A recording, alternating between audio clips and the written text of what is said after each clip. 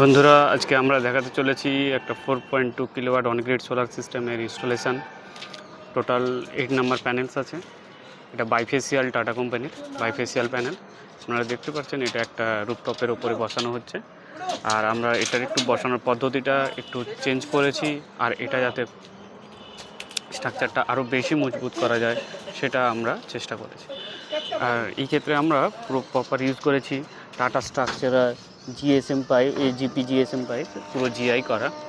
আর এক্ষেত্রে আপনাদের কিছুটা জানিয়ে রাখি যে কিভাবে আপনারা করবেন কাজটা, যে ইনস্টলেশনটা চেক করবেন। কাস্টমারদেরকেও আমি বলছি, প্লাস যে এটা একটু চেক করে নেবেন যে রুফটপের উপরে যেটা বসানো হচ্ছে সেটা চেষ্টা করবেন যদি আপনার ম্যারাপির ওয়ালের সাথে বোল্টিং করা যায়।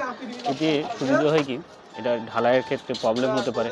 আপনি ছাদটা যদি ফুটো না করতে চান, বা ফুটো করাটা ঠিক না, কারণ এখানে ওয়াটার লিকেজ হতে পারে, সেই ক্ষেত্রে আপনি ম্যারাপির ওয়ালে এরকমভাবে নাট বোল্টিং করতে পারেন। বাইরের সাইডে দেখে নিন করে নাট বোল্টিং করতে পারেন, এতে কোনো অসুবিধা নেই। এই ক্ষেত্রে আমরা এটা 22 ডিগ্রি অ্যাঙ্গেল মেনটেন করেছি। প্যানেলটা পরপর করে সুন্দরভাবে বসানো হয়েছে। আর এটা লোকেশান আছে মেছেদা কোলাঘাট থার্মাল প্রজেক্টের পাশে। আর এই ক্ষেত্রে আমরা একটা জিনিস লক্ষ্য করবেন, এখানে আমরা এক্সট্রা করে একটা অ্যাঙ্গেলের টুকরো দিয়ে যেটাতে ড্রিল করে আমরা প্যানেলটাকে লাগাচ্ছি।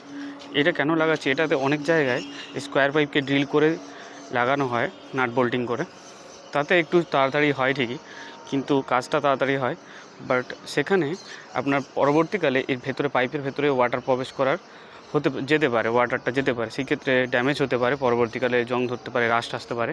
সেক্ষেত্রে আপনারা কাজ করুন, বাইরের আউটার সাইড দিয়ে একটা অ্যাঙ্গেলকে যদি লাগিয়ে দেন, আর এতে যদি আপনারা জিআই নাট লাগাবেন, জিআই নাট ইনস্টল করেন, তাতে কিন্তু বেটার পারফরমেন্স পাবেন।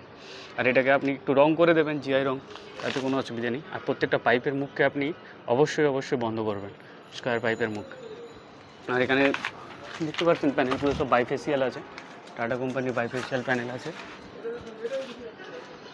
এটা 525 ওয়ার্ডে 42 ভোল্ট আছে। এটা ±5% থাকে। 525 ওয়ার্ডের প্যানেল বাইফেসিয়াল আছে। আর একটা জিনিস 22 ডিগ্রি আমরা মেনটেন করেছি।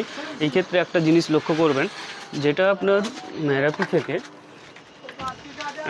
সামনের যেটা স্লোপ থাকে, যেটা ছোট থাকে পায়াটা, সেই ক্ষেত্রে ওটা যদি 0 হয়, তাহলে আপনার অপোজিট সাইডে যেই সাইডে ঢাল থাকবে, যেই সাইডে হাইট পোস্টটা থাকে, সেই ক্ষেত্রে 2.5 ফুটের মতো বেশি থাকবে, তাহলে 22 ডিগ্রি অ্যাঙ্গেলটা হয়ে যায়। তো আপনি যদি এক সাইডে 0 ধরেন, তো অন্য সাইডে এটা যদি সমান করে ধরেন, যেই পজিশানটা এখানের এই স্ট্রেট করে যদি এই পজিশান লোকেশান আছে, তাহলে এটা 2.5 ফুট ডিস্টেন্স হলে তাহলে 22 ডিগ্রি অ্যাঙ্গেলটা হয়ে যায়। বা এখান থেকে যদি আপনি ম্যারাপি থেকে দেখেন যে 1 ফুট আছে, তাহলে এখানে দেখবেন 2.5 ফুট বেশি হবে, 3.5 ফুট বেশি হবে, মানে আপনার 2.5 ফুটের ডিফারেন্স থাকবে।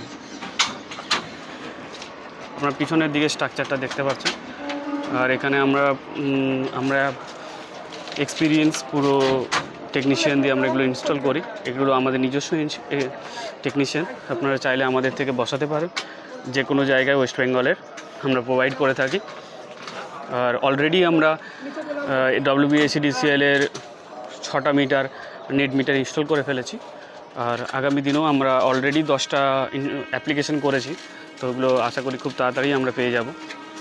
আর হলদিয়ার দিকে তো আমরা অবশ্যই করে থাকছি, যেগুলো খুবই তাড়াতাড়ি পাওয়া যাচ্ছে। এখন নেট মিটারটা SEDCL অনেকটাই অ্যাভেলেবেল করেছে, পরবর্তীকালে আরও অ্যাভেলেবেল হয়ে যাবে।